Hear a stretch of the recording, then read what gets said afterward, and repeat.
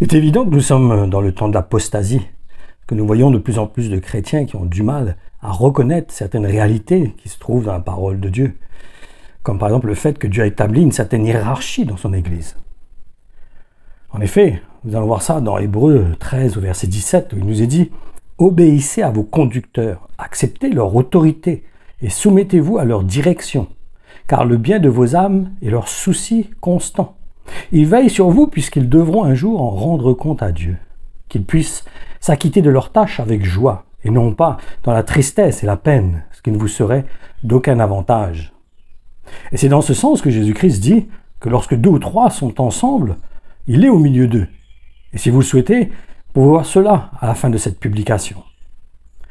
Par exemple, comme lorsque nous arrivons à notre travail, ce n'est pas nous qui décidons de ce que nous allons faire, n'est-ce pas? Voyons cela par exemple dans Romains 13 au verset 2. Donc, celui qui met l'autorité de ses gouvernants en doute et qui s'insurge contre eux se révolte en fait contre l'ordre établi par Dieu.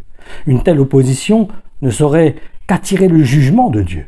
Que ces récalcitrants ne s'étonnent donc pas qu'ils encourent la juste punition de leur rébellion. Bien sûr, il n'est pas question là où on nous empêche de partager l'évangile, où on va contre la volonté de Dieu. Comme en ce moment, ce qui va se passer de plus en plus, où les gouvernements vont détourner les gens pour les emmener à s'éloigner de Dieu, même à s'opposer à Dieu. Donc là, dans ce cas-là, bien sûr, qu'il faudra qu'on leur tienne tête. Et on sera mis en prison à cause de cela, c'est prophétisé. Que nous serons mis en prison parce que nous aurons résisté à leur dictature. En effet, l'Église, ce n'est pas une dictature. En effet, cela doit être un ensemble harmonieux. Comme dans notre travail, nous accomplissons les directives de ceux qui ont été établis par notre patron pour nous diriger. Et Dieu aussi établit une structure au sein de son Église. En effet, 2 Corinthiens 8,5 nous dit « Et ils n'ont pas seulement fait comme nous l'avions espéré, mais ils se sont premièrement donnés eux-mêmes au Seigneur, puis à nous, par la volonté de Dieu. » Et si le Seigneur a trouvé bon que l'homme ait une autorité sur la femme, c'est Dieu qui a trouvé bon que ce soit ainsi. Comme en ce qui concerne l'apôtre Paul, qui était un farouche défenseur de la liberté que nous avons en Jésus-Christ. Et nous pouvons voir cela lorsqu'il est monté, par exemple, à Jérusalem pour discuter avec tous les responsables, dans le but de clarifier une situation qui remettait en question justement cette liberté. Et la démarche de l'apôtre Paul venait de ce que certains chrétiens qui étaient juifs passaient dans les églises pour dire que les païens convertis devaient être circoncis, autrement ils n'avaient pas part au salut. Mais l'apôtre Paul a défendu bec et ongle la liberté en Jésus-Christ.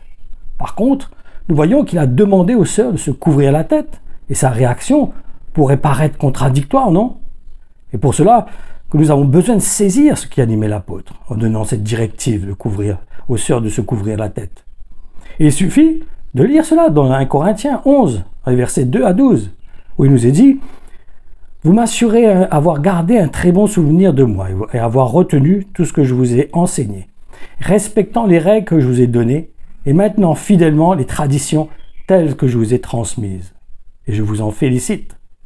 Je voudrais cependant attirer votre attention sur un point. Comme le Christ est le chef de tout homme, l'homme est le chef de la femme, alors que le chef du Christ, c'est Dieu.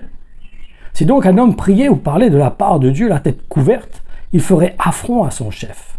En revanche, si une femme priait ou parlait de la part de Dieu la tête découverte, elle ferait affront à son chef, à elle, l'homme, car elle se placerait ainsi sur le même plan qu'une femme rasée. Si donc une femme ne se couvre pas la tête, pourquoi pendant qu'elle y est, ne se fait-elle pas aussi tondre les cheveux? Mais si elle trouve que c'est un signe de honte pour une femme d'être tondue ou rasée, qu'elle se couvre aussi la tête. L'homme ne doit pas avoir la tête couverte puisqu'il représente la personne de Dieu et reflète sa gloire. La femme, par contre, est le reflet de la gloire de l'homme. En effet, l'homme n'a pas été tiré de la femme, mais la femme de l'homme. Et l'homme n'a pas été créé pour la femme, mais la femme pour l'homme. Voilà pourquoi la femme doit porter sur la tête un signe de son autorité à cause des anges. Ça aussi, quand il met l'accent sur les anges, c'est très important. Toutefois, dans l'ordre institué par le Seigneur, la femme est inséparable de l'homme et l'homme l'est de la femme. Devant le Seigneur, aucun des deux n'a une existence indépendante, car si la femme a été tirée de l'homme, celle-ci à son tour naît de la femme. Finalement, tous deux doivent leur vie à Dieu. C'est dans cet état d'esprit que l'apôtre exprime qu'il y a un ordre dans les 5 ministères. Voyons cela dans 1 Corinthiens au chapitre 12 au verset 27.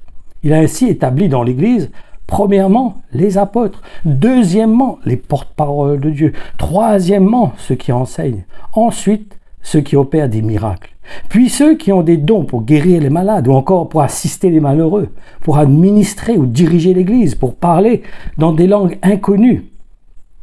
Et nous savons aussi que la parole évangile nous montre que l'apôtre Pierre et que l'apôtre Jacques, il est question d'eux comme des colonnes dans l'Église. Il y a aussi dans l'Apocalypse où il est parlé que la muraille est soutenue par 12 colonnes qui représentent les apôtres. Et l'apôtre montre encore qu'il y a un ordre qui était établi par Dieu et même Jésus-Christ y est soumis. Voyons cela encore dans 1 Corinthiens 11:3. Je voudrais cependant attirer votre attention sur un point. Comme le Christ est le chef de tout homme, l'homme est le chef de la femme, alors que le chef du Christ, c'est Dieu. C'est important de comprendre cela. Cela ne veut pas dire que c'est une dictature et qu'il y a une imposition. Non, c'est une relation, une collaboration. Mais que c'est comme un corps. Chaque membre a sa place. C'est pas au membre de décider l'endroit où il va être dans le corps. C'est la tête qui dirige le corps. Et chacun prend sa place, quelle que soit la place qu'il a, il est utile pour le corps. L'importance n'est pas dans l'endroit où nous sommes dans le corps. L'important, c'est d'être utile pour le corps. Et beaucoup de chrétiens font un embroglio en ce qui concerne la liberté à laquelle nous avons eu accès en Jésus-Christ. Et cet ordre s'effectue au travers de la structure de l'Église qui a été révélée plus particulièrement à l'apôtre Paul.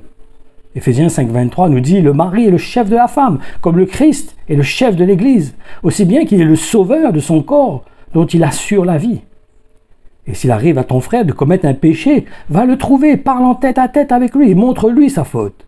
S'il se laisse convaincre, tu auras gagné ton frère. S'il ne t'écoute pas, reviens le voir en prenant avec toi une ou deux autres personnes pour que tout se fasse, soit appuyé sur la déclaration de 2 ou de 3 témoins. S'il refuse de vous écouter, dis-le à l'Église. S'il refuse même d'écouter l'Église, mets-le sur le même plan que les incroyants et les gens avec qui vous évitez toute relation. Vraiment, je vous l'assure, tout ce que vous aurez défendu ou permis sur la terre sera sanctionné par l'autorité divine. Et j'ajoute que si 2 d'entre vous se mettent d'accord ici-bas pour demander quoi que ce soit dans la prière, cela leur sera accordé par mon Père céleste. Partout, en effet, où 2 ou 3 sont ensemble, unis en mon nom, je suis présent au milieu d'eux. Donc nous voyons, dans tout ce que nous venons de lire, qu'il y a un ordre. C'est pas un Dieu de désordre. C'est pas que tout le monde peut faire ce qu'il veut. Il y a des choses qui sont établies, comme dans le gouvernement, sur la terre, où il y a des gens qui sont là pour permettre à tout ce que se passe correctement, que s'il y a des litiges, les litiges puissent être réglés. Et si quelqu'un a dépassé certaines bornes, il va aller en prison. Donc c'est la même chose vis-à-vis de l'Église, c'est à peu près la même manière de fonctionner. Donc c'est important pour nous de comprendre réellement comment Dieu travaille, qu'il y a une fondation qui est Jésus-Christ. Et ça, tout chrétien est conscient qu'il y a une fondation qui doit être établie sur Jésus-Christ. Mais beaucoup ignorent qu'il y a une structure, une façon de construire l'Église, une manière de bâtir l'Église de Jésus-Christ. Et cela, nous devons connaître la parole de Dieu. Nous devons comprendre comment Dieu établit l'Église, qu'il y a une norme, il y a une façon de faire.